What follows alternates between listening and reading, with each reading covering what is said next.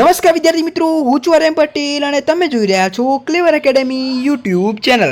તો આજના વિડીયોની અંદર આજે આપણે જોવાના છે ધોરણ 12 સ્ટેટ બ્લુપ્રિન્ટ તૈયારી કરવાની સ્ટ્રેટેજી બતાવીશ।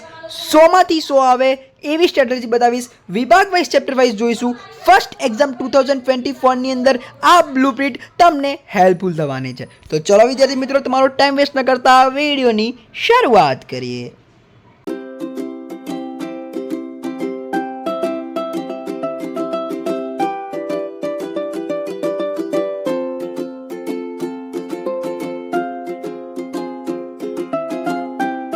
મિત્રો વિડીયો શરૂઆત કરું એના પહેલાં હું તમને કહી દઉં, આપણી ચેનલને સબસ્ક્રાઇબ કરી દો, કારણ કે આપણી ચેનલ પર તમને આઈએમપી મળશે, પીવાયક્યુ મળશે, બોર્ડની એક્ઝામને લગતું તમામ મટીરિયલ આપણી ચેનલ પર તમને મળશે, એટલે સબસ્ક્રાઇબ કરીને રાખજો।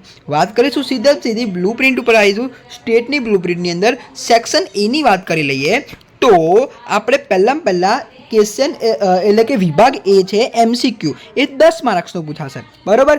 ક્વેશ્ચન નંબર 1 અને 2 એ તમારે ચેપ્ટર 1 માંથી પૂછાશે। ક્વેશ્ચન 3 અને 4 ચેપ્ટર 2 માંથી પૂછાશે, ભાગ 1 ની વાત કરું છું, ઓકે। ક્વેશ્ચન 5 અને 6 ચેપ્ટર 3 માંથી પૂછાશે।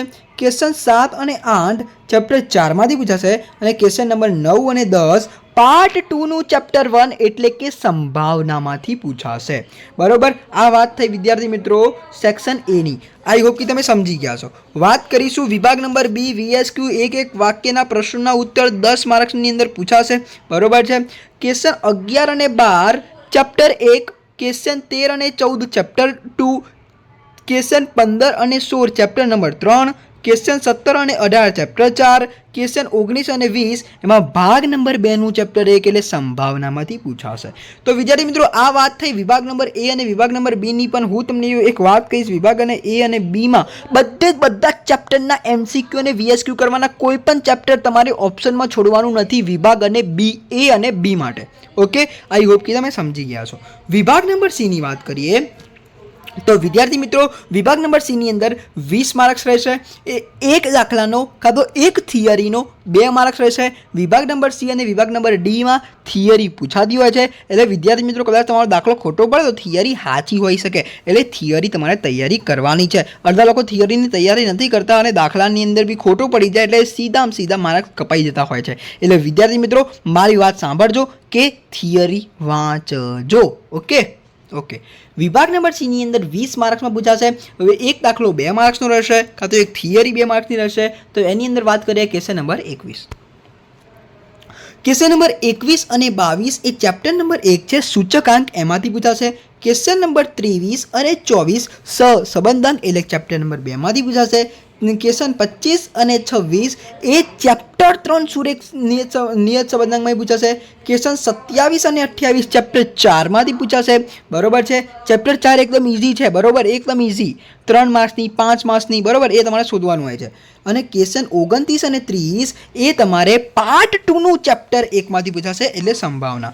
29 અને 30મો દાખલો કેમાંથી પૂછાશે? ચેપ્ટર 1 પાર્ટ 2 નું, બરોબર, પાર્ટ 2 નું, સોરી 28, 29 અને 30, સોરી 28, 29 અને 30 આ 3 જે છે એ પાર્ટ 2 નું ચેપ્ટર 1 એટલે પાર્ટ 2 નું ચેપ્ટર 1 મહત્વનું છે, તમારા 6 માર્ક્સ પૂછાશે પાર્ટ 2 ના ચેપ્ટર 1 માંથી। સેક્શન સી ની વાત કરું છું, ઓકે। તો આ વાત થઈ સેક્શન સી ની। વાત કરીશું વિદ્યાર્થી મિત્રો section number D. Section number D તમારો 24 માર્ક્સનો રહેશે।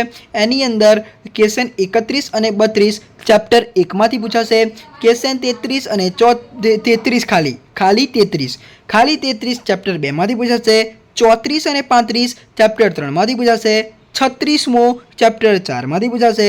37મો અને 38મો ભાગ 2 ચેપ્ટર નંબર 1 સંભાવનામાંથી પૂછાશે।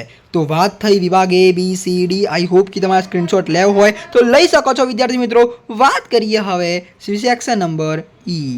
સેક્શન નંબર ઈ ની આપણે વાત કરી લઈએ તો સેક્શન ઈ 16 માર્ક્સનું રહેશે, એક દાખલો 4 માર્ક્સનો રહેશે। આમાં કોઈ થિયરી પૂછાશે નહીં, એટલે તમારે શાંતિથી તમે દાખલા ઉપર પકડ બનાવી શકો છો સેક્શન ઈ અને એફ માટે, ઓકે। વાત કરીએ વિદ્યાર્થી મિત્રો ક્વેશ્ચન નંબર 39 ની અંદર ચેપ્ટર નંબર 2 સુરેખ નિયત સંબંધક ક્વેશ્ચન 40 માં પૂછાશે। ક્વેશ્ચન 41 માંથી ચેપ્ટર 4 પૂછાશે અને ક્વેશ્ચન 42 માંથી પાર્ટ 2 નું ચેપ્ટર 1 એટલે સંભાવનામાંથી પૂછાશે। વાત કરીશું સેક્શન નંબર એફમાં 20 માર્ક્સનો રહેશે, એક દાખલો 5 માર્ક્સનો રહેશે. એટલે વિદ્યાર્થી મિત્રો તમારે 4 દાખલા લખવાના રહેશે સેક્શન નંબર એફની અંદર. Question number 43 chapter 1, question 44 chapter 2, question 45 chapter 3 અને ક્વેશ્ચન 46 ચેપ્ટર નંબર 4. તો વિદ્યાર્થી મિત્રો જે સેક્શન એફ છે એ ઇઝી છે, તમે પેપરની શરૂઆતની સેક્શન એફથી કરી શકો છો. એવું છે નહીં કે લાઈન સરળ જ લખો, પણ વિદ્યાર્થી મિત્રો ખાલી ટાઈમ ના ખૂટે એનો એક બંદોબસ્ત, એક ટાઈમ મેનેજમેન્ટ લઈ લેજો, બરોબર છે. જે પ્રથમ પરીક્ષાથી જેટલું તમારી સ્પીડ વધારશો એટલું બોર્ડની પરીક્ષામાં સ્પીડ એક્યુરેસી રહેશે. તો વિદ્યાર્થી મિત્રો તમારું શું કહેવું છે નીચે કોમેન્ટ્સમાં અંદર જરૂરથી જણાવજો. વિડીયો સારો લાગે તો વિડીયો લાઈક કરજો, ચેનલની અંદર નવા તો ચેનલ સબસ્ક્રાઈબ કરજો, બેલ આઇકનને પ્રેસ કરજો. મળીશું નેક્સ્ટ વિડીયોમાં. ત્યાં સુધી good bye, take care, all the best.